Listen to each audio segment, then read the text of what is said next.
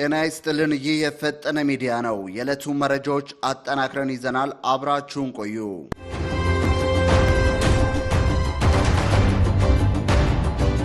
በመከላከያ ሰራዊትና በትግራይ ኃይሎች መካከል ግጭት መካሄዱን ዲፕሎማቲክ ምንጮች ተናገሩ።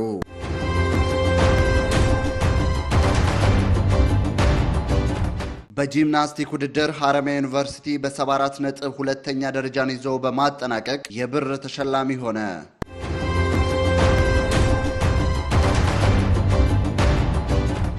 ፕሬዝዳንት ዶናልድ ትራምፕ ከኢኮኖሚ ስጋቶች ከኢራን ጋር ካለው የጦርነት ዛቻና በስደተኞች ላይ ከሚካሄዱ መጠነ ሰፊ እርምጃዎች ጋር እየታገሉ ባሉበት ወቅት ባለቤታቸው ቀዳማዊት እመቤት ሜላኒ ትራምፕ ወደ ፊልም ኢንዱስትሪው ብቅ ብለዋል።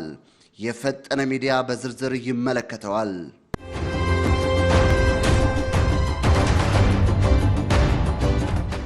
የትኛውም ሃይማኖት ጋር ብትሄዱ መንፈሳዊነት ላይ ዓለማዊ ቀላቅሉ የሚል ሃይማኖት የለም። ክሬሽኒስት ኢቮሉሽኒስት እያሉ ምዕራባውያን የሚቧጨቁበትን መሰረት ያደረገ ወይም ያን መሰረት ያደረጉበት መጽሐፍ አለ። እኚህ ሰው የካቶሊክ ቄስ ናቸው፣ ፖርቹጋላዊ ቄስ ናቸው። በሶሻል ሚዲያ ብዙ እንቅስቃሴ ያደርጋሉ። የባቢሎን የሆነ የባዕድ አምልኮና የጣዖት አምልኮን ከዕብራዊው ከነባሩ የአይሁድ እምነት ጋር ቀላቅሎ የተጻፈ መጽሐፍ ነው።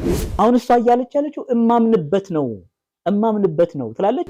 አሁንም እቺ ሴት እኮ ግራ ተጋብታለች። እሷ ይሆናል ይመስለኛል ነው ብላ የምታወራው፣ ህዝቡን ደግሞ ግራ ታጋባለች። ከአዳም ጋር ተጣሉበት ጊዜ ሄዳ ከሰይጣን ጋር ትወጣና ከገነት ትወጣና ከዲያብሎስ ጋር ወይም ከሰይጣን ጋር ግንኙነት ፈጽማ ያንን የቃየል ልጆችን ወለደች።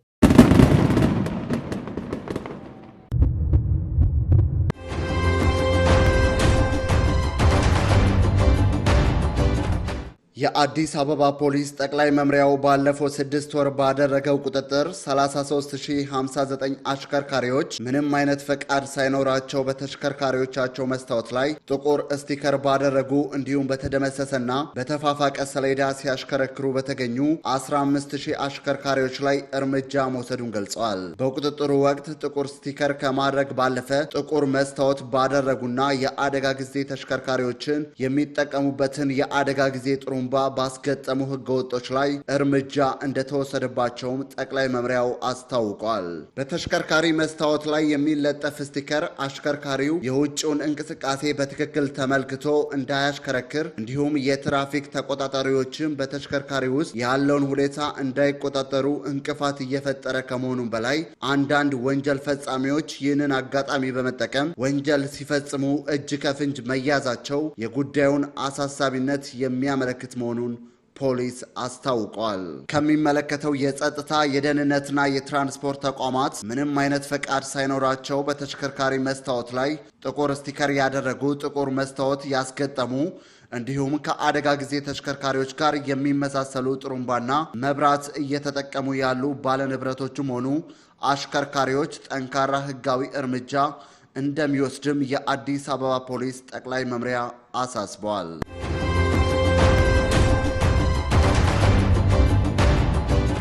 በጋምቤላ ክልል ዲማ ወረዳ 203 በሚደርሱ ልዩ አነስተኛ የወርቅ አምራቾች ከፍተኛ የሆነ ወርቅ እየተመረተ ቢሆንም የሚመረተው ወርቅ በአግባቡና በህጋዊ መንገድ ወደ ብሔራዊ ባንክ እየገባ አለመሆኑን የዲማ ወረዳ ውሃና ማዕድን ጽሕፈት ቤት ኃላፊ አቶ ጆንኮ ተናግረዋል። ከዚህም ጋር ተያይዞ ከልዩ አነስተኛ የወርቅ አምራቾች መከፈል የነበረበት የሮያልቲ ክፍያ በአግባቡ እየተከፈለ ባለመሆኑ ወረዳው ማግኘት የሚገባውን ከፍተኛ ገቢ እያጣ መሆኑን ተገልጿል። ወርቅ በኢትዮጵያ ከነዳጅ ባልተናነሰ የገቢ ምንጭ በመሆኑ ወርቅ በህገወጥ መንገድ የሚያዘዋውሩ አካላት በሀገር ኢኮኖሚ ላይ ከፍተኛ በደል እየፈጸሙ መሆናቸውን ተገንዝበው ከድርጊታቸው መቆጠብ አለባቸው ተብሏል። የወረዳው የወርቅ ቁጥጥር ኮማንድ ፖስት በወሰነው ውሳኔ መሰረት እያንዳንዱ ልዩ አነስተኛ የወርቅ አምራች ባለው የማሽን ብዛት ታይቶ ወርቅ በየወሩ ወደ ብሔራዊ ባንክ እንዲያስገባ ውሳኔ መተላለፉ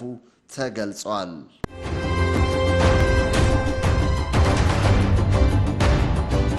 በመከላከያ ሰራዊትና በትግራይ ኃይሎች መካከል ግጭት መካሄዱን ዲፕሎማቲክ ምንጮች ተናገሩ።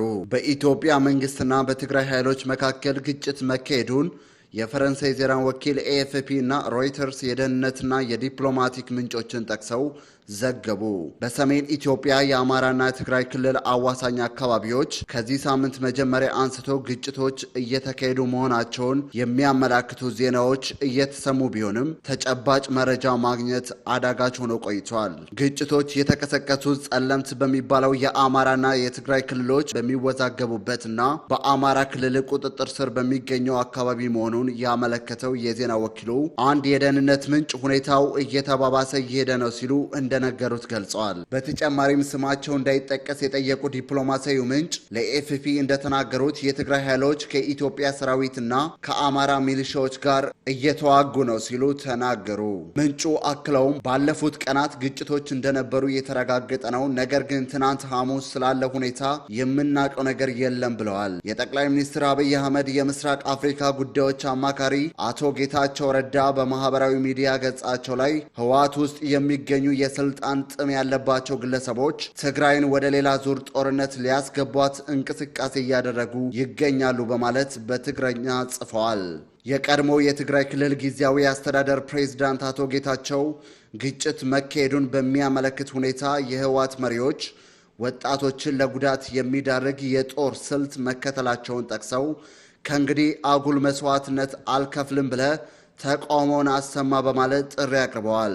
አንድ ስማቸው ያልተጠቀሰ የአካባቢው ነዋሪ ግጭቶች መካሄዳቸውን አረጋግጠዋል። ነገር ግን ኤኤፍፒ ለፌዴራል መንግስቱ ሰራዊትና ለህወሓት ጥያቄ አቅርቦ ምላሽ እየጠበቀ ነው።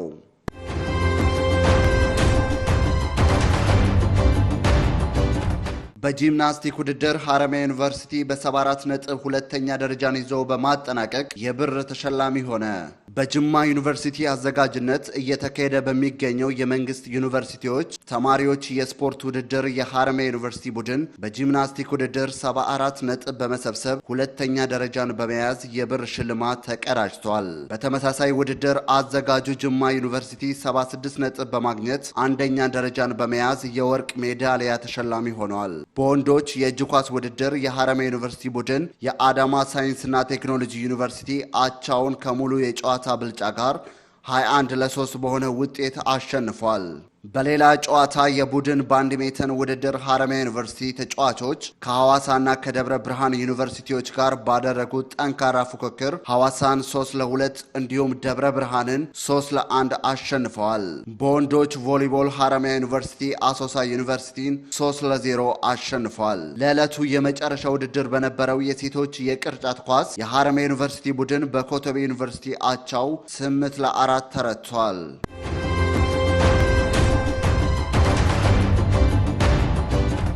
ፕሬዝዳንት ዶናልድ ትራምፕ ከኢኮኖሚ ስጋቶች ከኢራን ጋር ካለው የጦርነት ዛቻና በስደተኞች ላይ ከሚካሄዱ መጠነ ሰፊ እርምጃዎች ጋር እየታገሉ ባሉበት ወቅት ባለቤታቸው ቀዳማዊት እመቤት ሜላኒ ትራምፕ ወደ ፊልም ኢንዱስትሪው ብቅ ብለዋል። ሜላኒያ የተሰኘውና 104 ደቂቃ የሚፈጀው ዘጋቢ ፊልም ፕሬዝዳንት ትራምፕ ጥር 2025 ስልጣን ከመረከባቸው በፊት ያሉትን 20 ቀናትና የቀዳማዊት እመቤቷን የግል ሕይወት በቅርበት የሚያሳይ ነው። ፊልሙ ሐሙስ ዕለት ዋሽንግተን በሚገኘው ኬኔዲ ሴንተር ይመረቃል። ፊልሙ በዋናነት መነጋገሪያ የሆነው በያዘው ግዙፍ በጀትና ለሜላኒያ ትራምፕ በሚከፈለው ክፍያ ምክንያት ነው።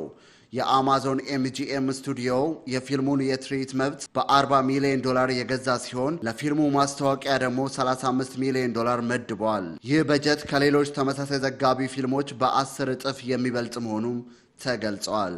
ቀዳማዊት እመቤቷ የፊልሙ ዋና አዘጋጅ በመሆን የሰሩ ሲሆን አማዞን ከተከፈለው $40 ሚሊዮን ውስጥ 70% እሳቸው እንደሚወስዱ ተዘግቧል። ይህም ሁኔታ ባለሀብቶችና ግዙፍ ኩባንያዎች በፊልሙ ስም ለፕሬዝዳንቱ ደግነት ለማሳየትና ጥቅምን ለመግዛት ያደረጉት ሙከራ ነው የሚል ጥርጣሬን ፈጥሯል።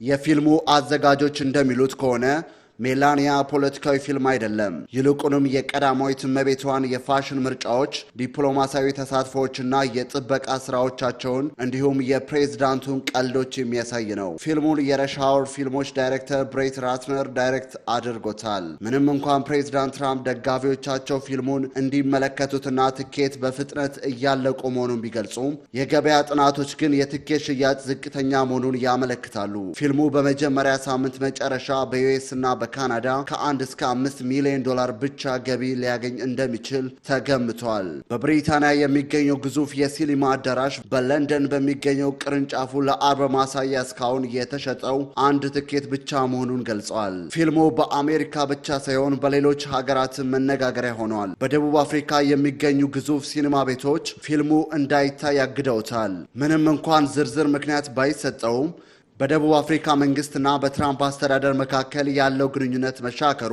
ለውሳኔው ምክንያት ሳይሆን እንዳልቀረ ይገመታል። ሜላኒያ የተሰኘው ዘጋቢ ፊልም ከጥበብ ስራነቱ ይልቅ ከዋይት ሃውስ ጋር መቀራረብ ለሚፈልጉ ባለሀብቶች እንደ መሸሸጊያ ጥቅም ላይ ውሏል የሚለው ወቀሳ የበረታበት ሆኗል።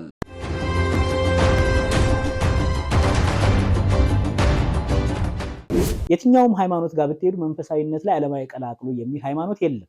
ክሬሽኒስት ኢቮሉሽኒስት እያሉ ምዕራባውያን የሚቧጨቁበትን መሰረት ያደረገ ወይም ያን መሰረት ያደረጉበት መጽሐፍ አለ።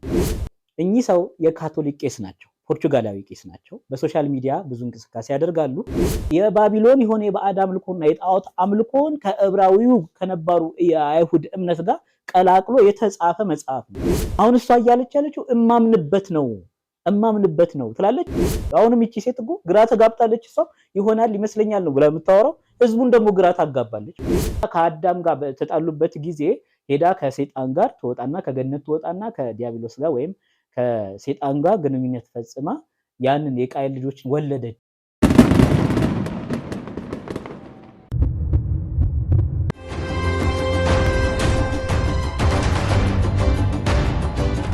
የፈጠነ ሚዲያ መረጃዎች የሰማችኋቸውን ይመስሉ ነበር። አብራችሁን ስለቆያችሁ እያመሰገንን የፈጠነ ሚዲያን ላይክ፣ ሼር፣ ሰብስክራይብ በማድረግ ቤተሰብ ይሁኑ። በሌላ መረጃ እስክንመለስ በያላችሁበት መልካም ጊዜ